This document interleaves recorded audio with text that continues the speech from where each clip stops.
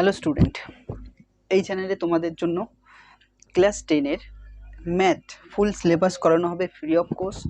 আজ তার প্রথম লেকচার এবং আমরা যে টপিক থেকে স্টার্ট করছি সেটা হচ্ছে উপপাদ্য। আর উপপাদ্যর মধ্যে কোন টপিকটা ফার্স্টে রয়েছে তোমাদের, সেটা হচ্ছে বৃত্ত সংক্রান্ত উপপাদ্য। তো আমরা আজ থেকে বৃত্ত সংক্রান্ত উপপাদ্য করানো হবে, বেসিক কনসেপ্ট ক্লিয়ার করানো হবে, তারপর অ্যাডভান্স কোশ্চেন ভি করা হবে এখানে। তো দেখো, ফার্স্ট বৃত্ত সংক্রান্ত উপপাদ্য।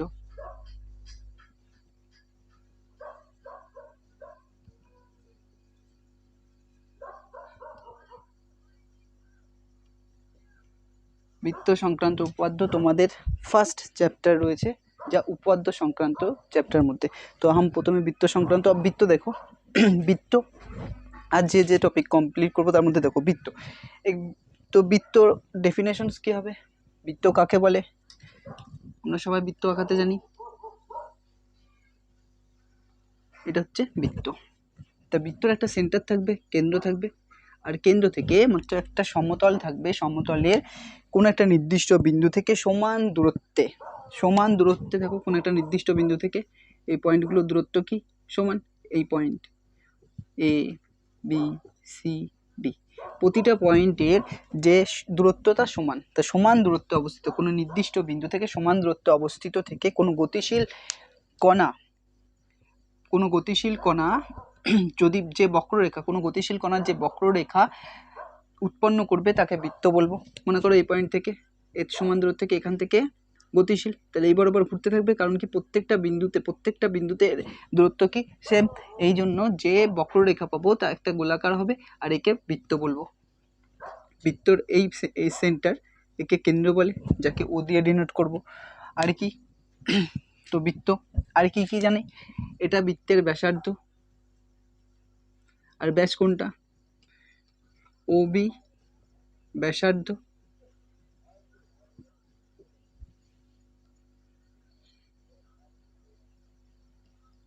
ওবি ব্যাসার্ধ, আর কি বিডি ব্যাস,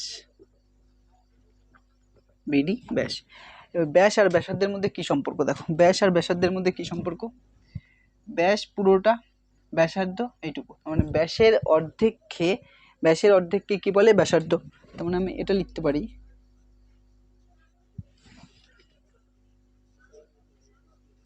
ব্যাস সমান সমান ব্যাসের অর্ধেক, তখন ব্যাসার্ধের দ্বিগুণ ব্যাস। ব্যাসের অর্ধেককে কি বলে, ব্যাসার্ধ।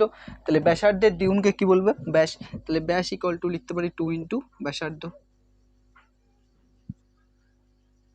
2 ইন্টু ব্যাসার্ধ। এটা ব্যাস ব্যাসার্ধ।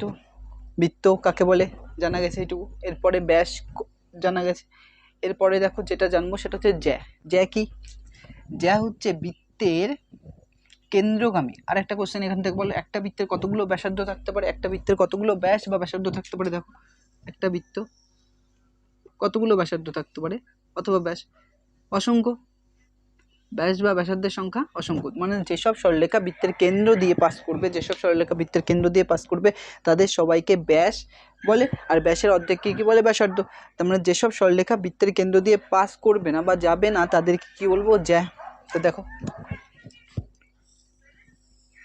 একটা বৃত্ত যার কেন্দ্র, এটা কেন্দ্র, তো যেসব সরলরেখা বৃত্তের কেন্দ্র দিয়ে যাবে না তাদের সবাইকে কি বলবো, জ্যা বলবো। তাহলে এখানে একটা বৃত্তের কতগুলো জ্যা থাকবে, অসংখ্য। একটা বৃত্তের কতগুলো জ্যা থাকবে, অসংখ্য। এটুকু বোঝা গেছে। আমরা বৃত্ত জেনেছি, ব্যাস জেনেছি, ব্যাসার্ধ জেনেছি, জ্যা জেনেছি, বোঝা গেল এইটুকু। এবার দেখো তারপরে বৃত্তাংশ কি, পরে যেটা জানবো সেটা হচ্ছে বৃত্তাংশ।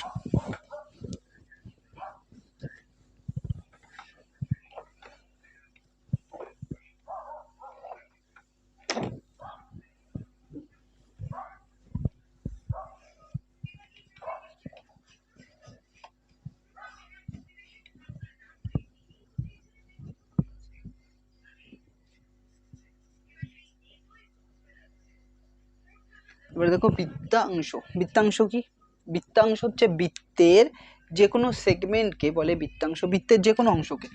একটা বৃত্ত কেন্দ্র, এর যে কোনো অংশ, এটা মনে করো, এটা, এইটা পুরোটা, তাহলে এইটাকে কি বলবো? বৃত্তাংশ। বৃত্তাংশ মানে কি? বৃত্তের যে কোনো অংশ, যে কোনো অংশকে কি বলে? বৃত্তাংশ বলে। বৃত্তাংশ। এবার চাপ দেখো, এরপরে কি জানবো? চাপ। চাপ কি?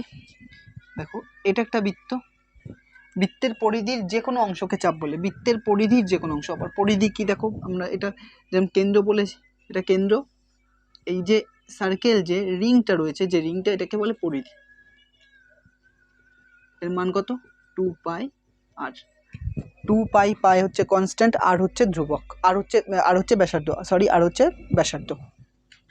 চাপ কি? বৃত্তের পরিধির যে কোনো অংশকে, বৃত্তের পরিধির যে কোনো অংশকে কি বলে? চাপ বলে। বৃত্তের পরিধির যে কোনো অংশকে কি বলে? চাপ বলে। এবার অর্ধবৃত্ত দেখো, অর্ধবৃত্ত কি? একটা বৃত্ত, এটা বৃত্তের কেন্দ্র, এটা কি? জ্যা, ব্যাস। ব্যাস অর্ধবৃত্ত। মানে একটা ফুল বৃত্তের তার অর্ধেককে কি বলে? অর্ধবৃত্ত। একটি ফুল বৃত্তের তার অর্ধেককে কি বলে? অর্ধবৃত্ত। একটি ফুল বৃত্তের তার অর্ধেককে কি বলে? অর্ধবৃত্ত। তারপর দেখো, এরপরে যেটা রয়েছে দেখো, কেন্দ্রস্থ কোণ।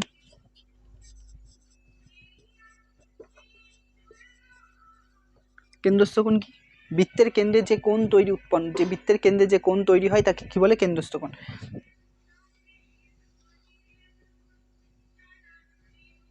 বৃত্তের কেন্দ্র ও এই দুটো ব্যাসার্ধ কোণ তৈরি হয়েছে, বৃত্তের কেন্দ্রে যে কোণ তৈরি হয় তাকে কেন্দ্রস্থ কোণ বলে। আর বৃত্তের পরিধির ওপর যে কোণ তৈরি হয়, পরিধি কোণটা, এগুলো সব পরিধি।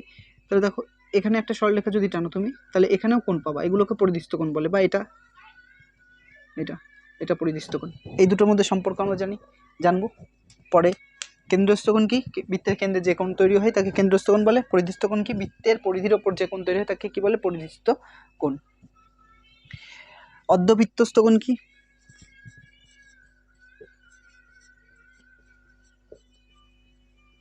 অর্ধবৃত্তস্থ কোণ কি? বৃত্তের, অর্ধবৃত্ত মানে কি? ফুলবৃত্ত, তার অর্ধেক অংশ কি বলে? ফুলবৃত্ত, তার অর্ধেক অংশ কি বলে? অর্ধবৃত্ত।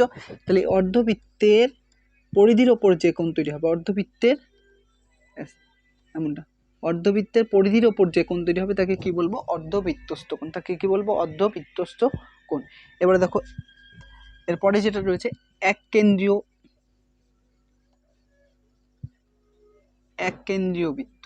এক কেন্দ্রীয় বৃত্ত মানে কি? একটা বৃত্ত যার ব্যাসার্ধ আর, পরে একটা বৃত্ত যার ব্যাসার্ধ R2, পরে একটা বৃত্ত যার ব্যাসার্ধ R3। মানে কি? একটাই কেন্দ্র থাকবে কিন্তু তাদের ব্যাসার্ধ কি? আলাদা হতে হবে। একটাই কেন্দ্র থাকবে কিন্তু তাদের ব্যাসার্ধ কি হবে? আলাদা থাকবে। তখন তাকে এক কেন্দ্রীয় বৃত্ত বলে। এক কেন্দ্রীয় বৃত্ত মানে একটাই কেন্দ্র থাকবে কিন্তু ব্যাসার্ধের মান আলাদা হবে, তাদের এক কেন্দ্রীয় বৃত্ত বলে। এবার স্পর্শক। স্পর্শক মানে ট্যানজেন্ট। স্পর্শক কি?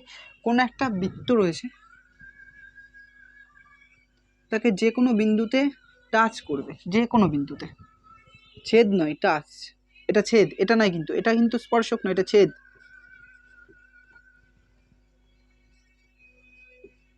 এটা স্পর্শক। স্পর্শক মানে কি? কোনো বৃত্তের যে কোনো অংশকে টাচ করবে। একটা বৃত্তের তাহলে কতগুলো স্পর্শক থাকতে পারে? অসংখ্য। একটা বৃত্তের কতগুলো স্পর্শক থাকতে পারে? অসংখ্য। একটা বৃত্তের কতগুলো ব্যাস থাকতে পারে? অসংখ্য। একটা বৃত্তের কতগুলো ব্যাসার্ধ থাকে? অসংখ্য। ব্যাস আর ব্যাসার্ধের মধ্যে সম্পর্ক কি? ব্যাস ব্যাসার্ধের দ্বিগুণ, উল্টোভাবে ব্যাসার্ধ ব্যাসের অর্ধেক। বৃত্তাংশস্থ কোণ। বৃত্তাংশ কোণ কাকে বলে? বৃত্তাংশ কি জিনিস? বৃত্তাংশ হচ্ছে বৃত্তের পরিধির যে কোনো অংশ কি বলে? বৃত্তাংশ। চাপ কি? বৃত্তের পরিধির ওপরে যে চাপ তৈরি হয় তাকে কি বলে? পরিধির ওপরে যে বৃত্তের পরিধির যে কোনো অংশ কি বলে? চাপ বলে। অর্ধবৃত্ত কোণ। অর্ধবৃত্ত কাকে বলে? বৃত্তের, একটি ফুল বৃত্তের, একটি পূর্ণ বৃত্তের অর্ধেক অংশ কি বলে? অর্ধবৃত্ত। কেন্দ্রস্থ কোণ কি? কেন্দ্রে যে কোণ তৈরি হয় তাকে কেন্দ্রস্থ কোণ বলে। পরিধিস্থ কোণ কি?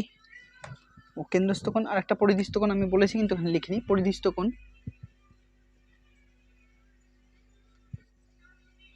বৃত্তের পরিধির ওপর যে কোণ তৈরি হয় তাকে পরিধিস্থ কোণ বলে। অর্ধবৃত্তস্থ কোণ কি? অর্ধবৃত্তের পরিধির ওপর যে কোণ তৈরি হয় তাকে অর্ধবৃত্তস্থ কোণ বলে। এক কেন্দ্রীয় বৃত্ত কি? কোনো এক কেন্দ্রীয় বৃত্ত কি? বৃত্তের একটাই কেন্দ্র থাকবে, বৃত্তের একটাই কেন্দ্র থাকবে কিন্তু ব্যাসার্ধ আলাদা আলাদা হবে, তাদের এক কেন্দ্রীয় বৃত্ত বলে। স্পর্শক কি? স্পর্শক কোনো একটা বৃত্তের যে কোনো বিন্দুতে টাচ হলে যে ট্যানজেন্ট বা যে সরলরেখা পাওয়া যায় তাকে স্পর্শক বলে। তাহলে একটি বৃত্তের কতগুলো স্পর্শক থাকবে? অসংখ্য স্পর্শক থাকবে। নোট করলে নোট করে নাও। আর এটাকে আমি এখন শর্টে লিখে দিচ্ছি।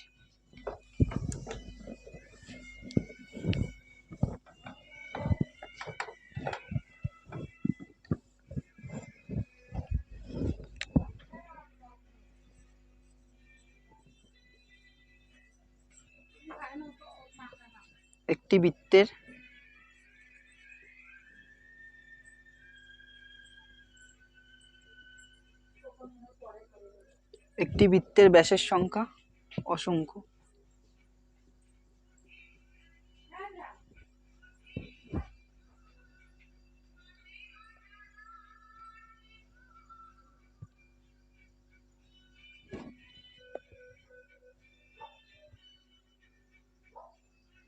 একটি বৃত্তের ব্যাসের সংখ্যা অসংখ্য। একটি বৃত্তের ব্যাসার্ধের সংখ্যা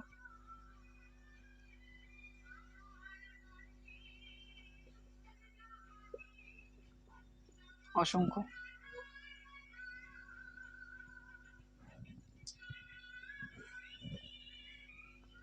একটি বৃত্তের জ্যায়ের সংখ্যা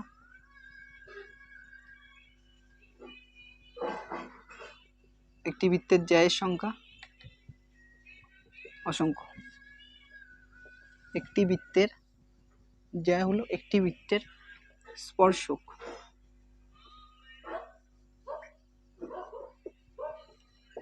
সংখ্যা অসংখ্য। আর কি? ব্যাস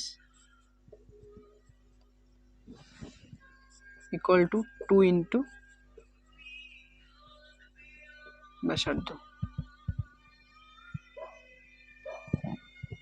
এটা নোট করে নাও।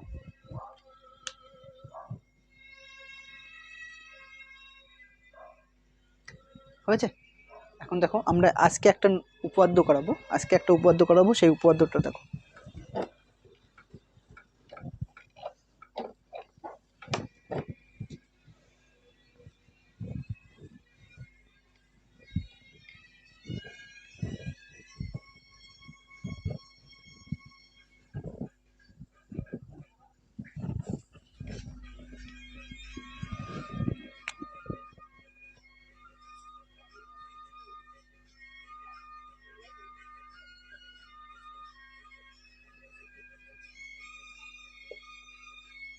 ব্যাস নয় এরূপ কোনো জ্যাকে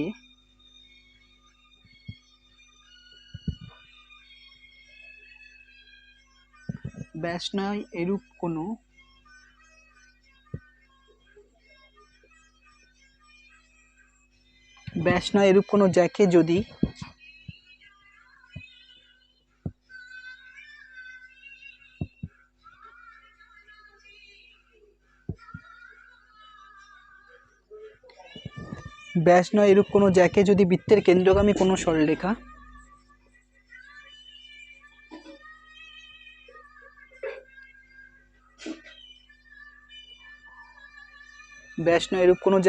বৃত্তের কেন্দ্রগামী কোনো সরলরেখা সমদ্বিখণ্ডিত করে। ব্যাস নয় এরূপ কোনো জ্যাকে যদি বৃত্তের কেন্দ্রগামী কোনো জ্যায়ের ওপর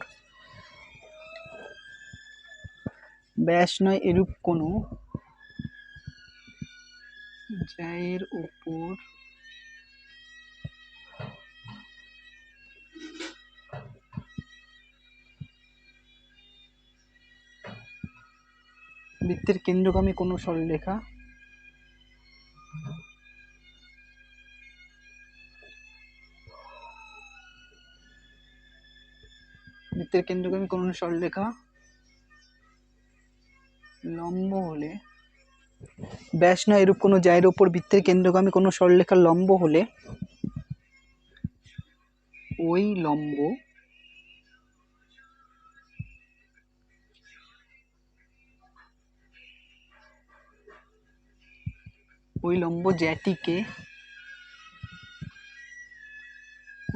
জ্যাটিকে সমদ্বিখণ্ডিত করবে।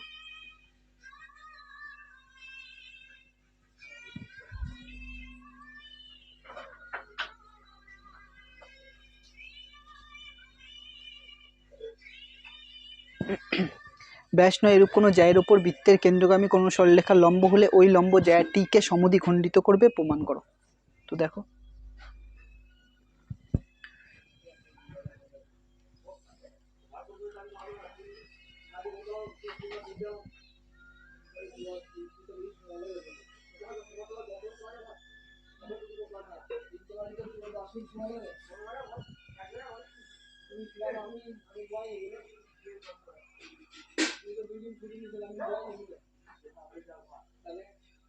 একটা বৃত্তের কেন্দ্র ও, এটা একটা বৃত্তের কেন্দ্র বলেছে ব্যাস নয় এরূপ কোনো জ্যা। ব্যাস নয় তার মানে কি জ্যা।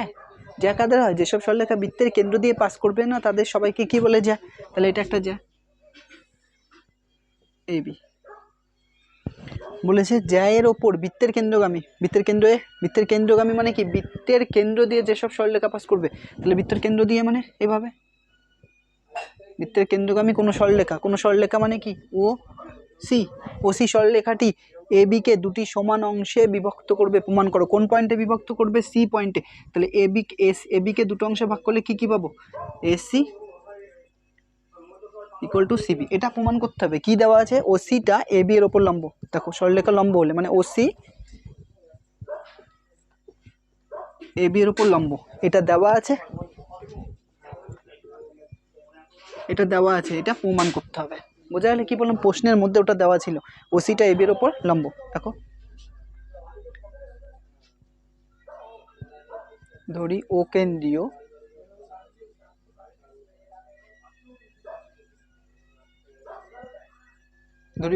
বৃত্তের ব্যাস নয়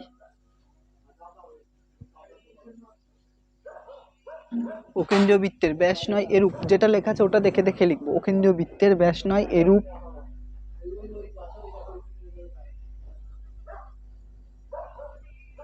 কোনো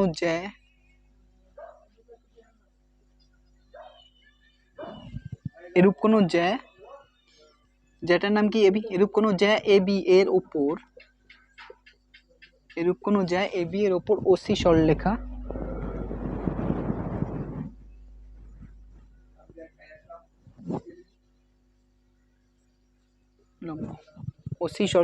লম্ব, অর্থাৎ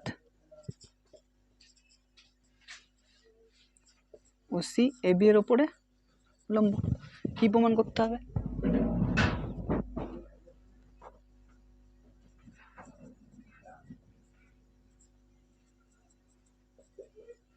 প্রমাণ করতে হবে যে এসি ইকুয়াল টু সিবি। বোঝা গেল? এটুকু অঙ্কন দেখো।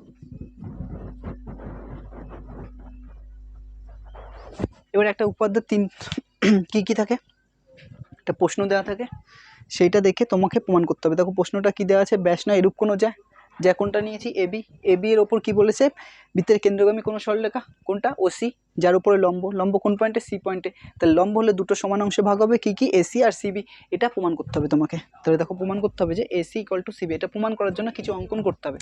কিছু অঙ্কন মানে কি, ও এও আর বিও বা ও এ কমা ও বি যোগ করা হলো। কি করছি?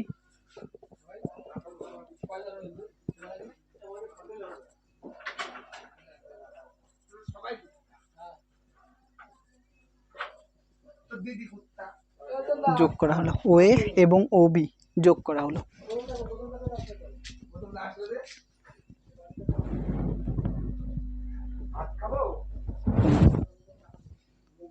अब देखो प्रमाण, যেহেতু ওসি লম্ব এবি, ওসিটা এবি এর ওপর লম্ব, সেহেতু কি লেখা যায়?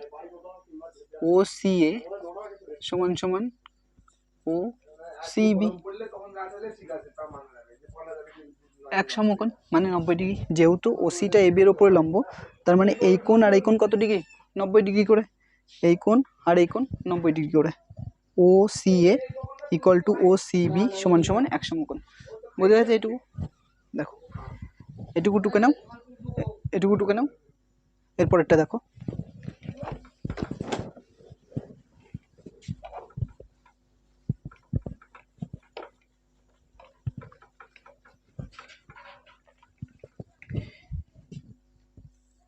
এই ত্রিভুজের এই কোণ 90 ডিগ্রি, এই ত্রিভুজের এই কোণ 90 ডিগ্রি। যদি কোনো ত্রিভুজের একটি কোণ 90 ডিগ্রি হয় তখন তাকে কী বলে? সমকোণী ত্রিভুজ। তাহলে এটা একটা সমকোণী ত্রিভুজ, এটা একটা সমকোণী ত্রিভুজ। তাহলে কি লিখতে পারি? এখন সমকোণী ত্রিভুজ এওসি ও সমকোণী ত্রিভুজ বিওসি এর মধ্যে কি কি দেখো, এই কোণ আর এই কোণ 90 ডিগ্রি, যেটা আগে বলেছি। আর কি কি সমান? ও এ আর ও বি সমান। কারণ কি? একই বৃত্তের ব্যাসার্ধ। একটা সাইকেলের সমস্ত স্পোকের দৈর্ঘ্য কি হয়? সমান। সেই হিসাবে এও আর ও বি সমান। তাহলে এও সমান সমান ও বি। প্রত্যেকেই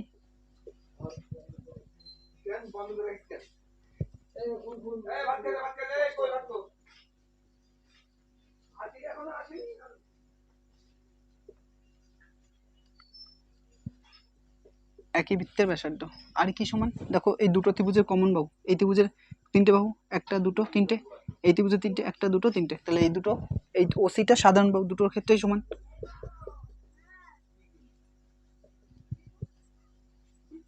তাহলে সমকোণী ত্রিভুজের দুটো জিনিস সমান করে দিয়েছি, তার ত্রিভুজ দুটো সর্বসম। অতএব কি লিখতে পারি? সর্বসম মানে সবকিছু সমান।